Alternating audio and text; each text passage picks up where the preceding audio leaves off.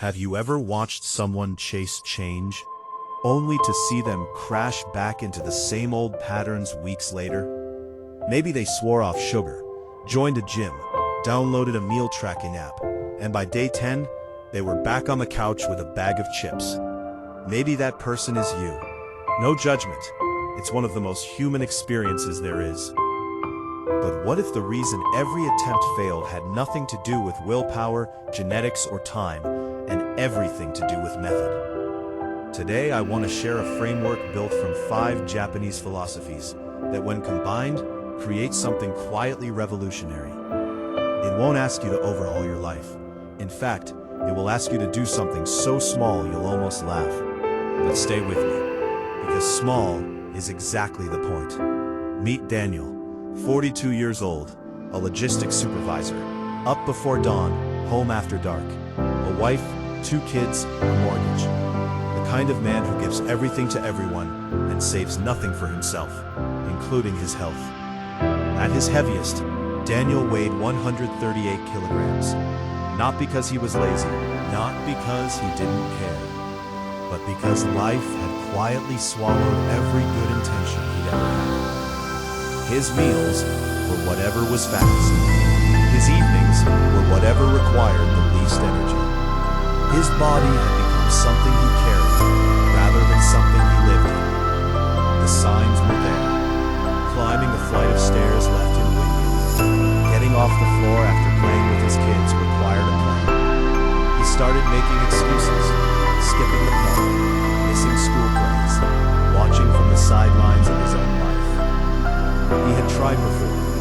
A gym membership he used for 6 weeks, a low-carb diet that lasted 3, a morning jog habit that didn't survive the first cold wheat. Each failure reinforced the same quiet conclusion: this is just who I am. Then came the moment that changed everything. His 8-year-old son dropped a toy under the car. Daniel crouched down to grab it, and couldn't stand back up. Not from pain, not from injury, just from lack of strength. He stayed there, kneeling in his own driveway, while his son watched in silence. That night, sitting on the edge of his bed, he made a decision. Not to go on a diet, not to join another gym, just to find someone who could show him a different way. A colleague recommended a wellness practitioner, Dr. Hiroshi Tanaka, a quiet man in his 60s. His office looked more like a library than a clinic. No charts, no brochures, just books, a small table, and a window overlooking a garden. Daniel explained everything: the weight, the exhaustion, the driveway, the shame. Dr. Tanaka listened, then asked one question: how many times have you tried to change, and how long did each attempt last? Daniel counted. 4 times, the longest, 2 months. And why did it stop? Daniel gave the usual answers: stress, time, responsibilities. Tanaka shook his head gently. You stopped because you tried to fix a problem that took 30 years to build in 30 days. You asked your body and your mind to transform before they had any reason to trust you. Then he leaned forward slightly. I'm going to give you a prescription. You will think I'm joking, but I'm not. Daniel waited. Every morning, before you do anything else, drink 1 glass of water. Silence. That's it? That's it. For 2 weeks, nothing else changes. Daniel went home unsure whether to feel relieved or disappointed. A glass of water, that was the plan. Still, that night he filled a glass and placed it by his bed. The next morning, he drank it. Then the next, and the next. On day 7, something strange happened. He woke up before his alarm, thinking about the water. His brain had started to expect it. On day 14, he went back. Did you do it every day? Every single one. How does it feel? Daniel paused. Small, but solid, like I actually did something I said I would do. Dr. Tanaka smiled. You just learned the first principle, Kaizen. Kaizen means continuous improvement through tiny steps. Not a transformation, not a revolution, just the next smallest step. The brain resists big change. It treats it like a threat. But small changes, they slip in quietly. No resistance, no alarm. Improve by just 1% a day, and over time, the results become exponential. But inevitable. The key is something called a keystone habit. A small action that pulls other positive behaviors with it. That glass of water wasn't about hydration. It was about starting a chain.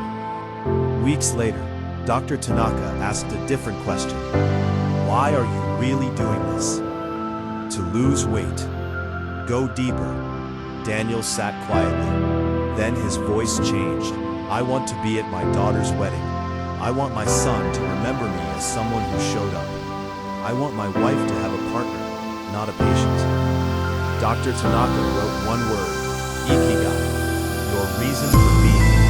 Motivation fades, purpose doesn't. When Daniel didn't feel like getting up, he stopped thinking about calories. He thought about his daughter, and that never ran out. Next came a simple rule, serve half your usual portion, and wait 20 minutes before eating more. This is Hara Hachi Bu, eating until you're about 80% full. Your body needs time to register fullness. If you eat fast, you always overshoot. At first, Daniel went back for more, not because he was hungry, but because he was used to being full. That changed over time. 3 months in, he lost 11 kilograms. Then came a family gathering, and he overate. That night he messaged, I failed. The reply, come tomorrow. Dr. Tanaka introduced Wabi-Sabi, the idea that imperfection is part of the process. One bad day doesn't erase 3 good months. Stumbling isn't failing. Quitting is. Did you drink water today? Yes. Did you walk? You practiced. That changed everything. He stopped chasing perfection and started building consistency. Finally, Gambaru. Doing what needs to be done, even when it's hard, boring, and invisible. Not dramatic, not exciting, just showing up, again and again. Dr. Tanaka pointed out something important. Daniel had always had this strength. Early mornings, long hours, supporting his family. He didn't lack discipline, he just lacked direction. Over time, things changed naturally. A walk to the mailbox became a walk around the block. Then 30 minutes every morning. Half a plate became normal. Water became automatic. He stumbled many times, but each time he returned to the basics. Water, movement, moderation, and each return made it easier to come back again. After 12 months, he lost 40 kilograms. His health markers were normal again. His doctor asked what medication he was taking. Just water in the morning. He smiled, because he knew what it really meant. Not a trick, a promise kept every day. What really changed wasn't the weight, it was identity. He stopped being someone trying to lose weight and became someone who takes care of himself.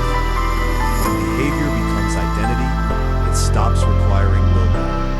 It becomes automatic. His son started exercising just by watching him. His wife started her own routine.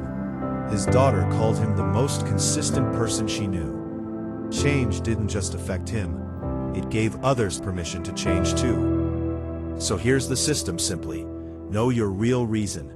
Start smaller than feels productive. Practice moderation. Accept imperfection. Keep going, especially on hard days. You don't need all 5. You need 1.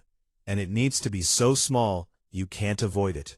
A glass of water, 5 minutes of walking, 1 page of reading. Pick one, commit for 14 days, nothing more. You won't transform overnight, but you'll prove something more important. You can keep a promise to yourself. And once you know that, you can do anything. Time will pass anyway. The only question is, what will you build while it does? Start today. Start smaller than you think, and don't stop. If this resonated with you, write in the comments the smallest change you're starting tomorrow. Just 1 line.